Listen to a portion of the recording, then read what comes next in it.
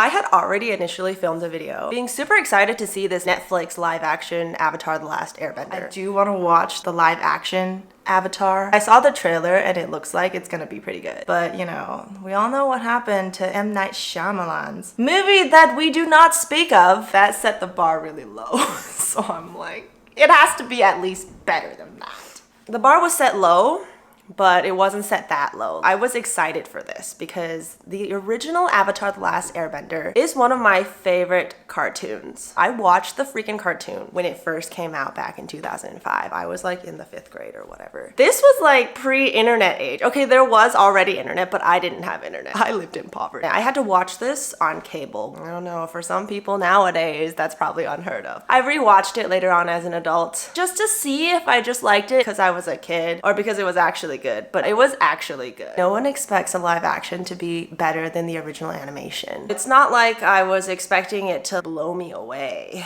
If I don't compare it to the original, it was just okay. But I'm trying to imagine if I wasn't a fan of the cartoon and I did not know anything and I just came in watching the show as if it was just some show I'd never heard about on Netflix. I don't think I would have really liked it. There's nothing that really stands out that's like, oh my god, this is a great show. And that's kind of why it's disappointing. I'm disappointed, but I guess I'm not surprised because there's really no way you could have done in live action what the animation did, which would blow people away. The one thing that really stood out to me in this live action that fell flat for me was because there was zero fun in this live action. I'm like, where is the fun? Everything is like so serious. And I know they wanted to make this for adults. They wanted this to appeal to Game of Thrones fans. Why? There was also nothing similar to Game of Thrones in this live action, other than the fact that a lot of scenes were so dark I could barely see it. It just reminded me of adulthood. I've always wanted to believe that adulthood is a myth, but people in this world will tell you adulthood is a certain thing and that you can't have fun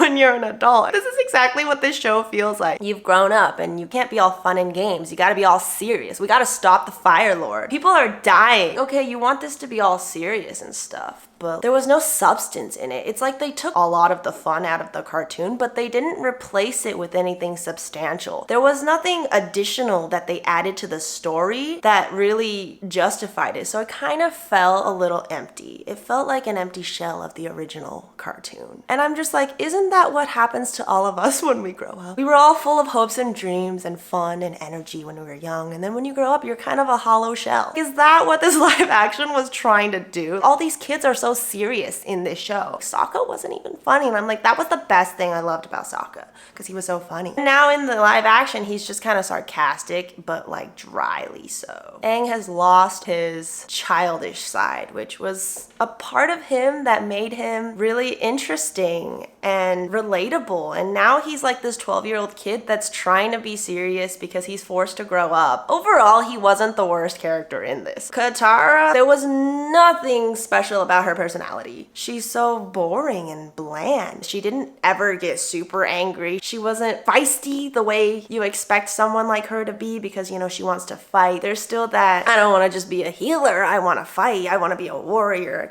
And just because I'm a girl doesn't mean I can't be. It wasn't convincing. And then her relationship with Sokka, she's now being babied all the time. Katara in the anime was always more of a motherly figure. Like, she was taking care of everyone. She was the responsible one. Her head was always pretty level. She did also have flaws where she did get impulsive and let her emotions get in the way. But like in this show, there was none of that. I don't always want to compare this to the animation because obviously this is not a one-to-one copy. Everyone's like, oh, it's supposed to be a remix. But I'm like, I thought remixes were supposed to be cooler. Like, they were supposed to add stuff to it to make it like different from the original, but also elevate it a little bit. But this one just felt like a remix that you just kept the original, but you took some stuff away. There wasn't really any chemistry between Team Avatar. That was one of the biggest things about this story, is like you have these main characters you're always rooting for and they're together and they have this strong bond. There was none of that in this show. Let's talk about Prince Zuko. He was like one of the characters in this show that I was like, okay, at first I was like, he seems not that angry. This Prince Zuko seems like a very toned down version, kind of a nicer version of what Zuko was in season 1 of the anime. I don't know, because Zuko's story arc is really supposed to be like, you're you're supposed to kind of hate him. And then eventually, you know, later on when he joins Team Avatar, this is like that enemies to friends. Okay, I want to say enemies to lovers because I know people ship Zutara. The only reason that worked was because there was so much hate for him in the beginning. And then eventually he turned good, found his way. I didn't even hate Zuko in this live action. He seemed like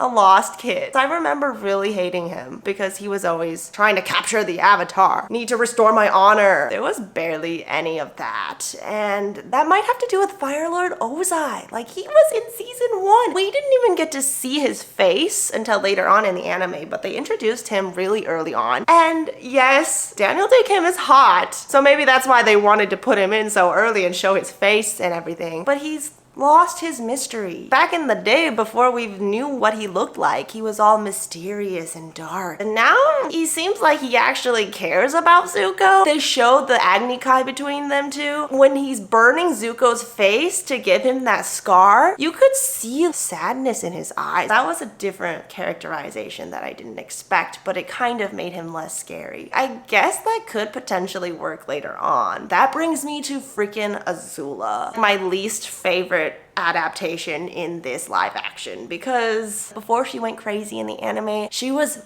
actually threatening. She was scary and she didn't even have to try to be. In the live action, Azula is this desperate little girl trying to get attention. I don't know, now it's just like some sibling rivalry where Azula and Zuko are kind of on the same level, and I'm like, they were never on the same level, at least not in the beginning in the anime. Like, Azula was up here and Zuko was kind of like, I didn't like what they did with Azula at all. I'm just butthurt because I really liked Azula in the anime. She knew how to get her way, whereas this Azula, you kind of have doubts. Azula in the anime, you would never have doubts of her executing anything. And in this one, I'm just like, is she okay? Mei and Ty Lee, they're like literally just there. They don't do anything. They stand there acting like her cheerleaders. Why would you even include those two characters if they're really not gonna do anything other than stand around? The way the story is told, it's so straightforward. There's no subtlety in this. There's so much exposition. All the dialogue is just telling the story. It's either stating what we already know or explaining something we don't know, but in the most straightforward way possible that we never even have to guess. Nothing is ambiguous. There's nothing that leaves us wondering. No room for our imagination to go anywhere. I really don't think Avatar: The Last Airbender needs a live action. I was just excited for it because, you know, it's been a long while. I have so much nostalgia. Lu Ten's funeral, the scene Leaves on the Vine starts playing and I'm just like, yeah, that's all from nostalgia. That's not from this show. If I wasn't a fan of the original cartoon, I don't know if I really would have felt anything. I feel no connection to these live action characters. If anyone is watching this video and has not seen the cartoon, please let me know how you feel about this show. It's not bad by any means. It's pretty okay. An enjoyable watch, and the CGI is done pretty well for the most part. The bending looks good because we all know in that 2010 movie that doesn't exist, the bending was horrible and everybody hates it when the bending is horrible because bending is supposed to look cool. It's supposed to look badass. It had potential. It's only disappointing because it feels like it had potential. They got the hard stuff right, like the CGI, the bending. The flow was okay. They did condense a lot of stuff. The whole Omashu, Jet, and the tail thing, they put that all together in one episode, which was kind of weird. Overall, the flow was okay. But Aang didn't do any water bending. I'm like, season 1, book 1, this is all about water. Where's the water bending? There's way more earth bending and fire bending, and I'm like, this is book 1 water, isn't it? Where's the water? What message are you trying to send? Are you trying to tell us water bending is less than earth and fire? Because that is not true. I used to want to be a water bender. You can heal, blood bend, change it to ice. Now I'm fearing that Aang is gonna learn all of the elements really fast, and it's gonna take away from the art of bending, which is like one of the most amazing things about this world. I also want to say that I didn't really like the way they changed King Boomy's character. I really liked King Boomy in the anime. He was always this whimsical old man that was really cool. This King Boomy is bitter about Aang leaving them. Why does he need to be all bitter about it? He's like also trying to be, Aang, you need to grow up. You need to be an adult. You can't be playing around anymore. The world needs you. Why is everyone telling him the same thing? He's still a kid. Why are we trying to do this? I don't think adults would just be telling 12-year-olds that you need to grow up. I know he has a lot lot of responsibility on his shoulder, but he still needs time to develop. One of my favorite Avatar lores was the story of the two lovers, Oma and Shu, how they secretly met in these caves and they learned earthbending from the badger moles. Omashu was named after them. That was a great Romeo and Juliet love story. In the live action, they just made it about sibling love. Is that also the Game of Thrones influence? They wasted a really good opportunity to develop Aang and Katara's relationship. Is the Aang and Katara thing even gonna happen? Because if it doesn't happen, you don't have the rest of the story. You don't have the people in Legend of Korra.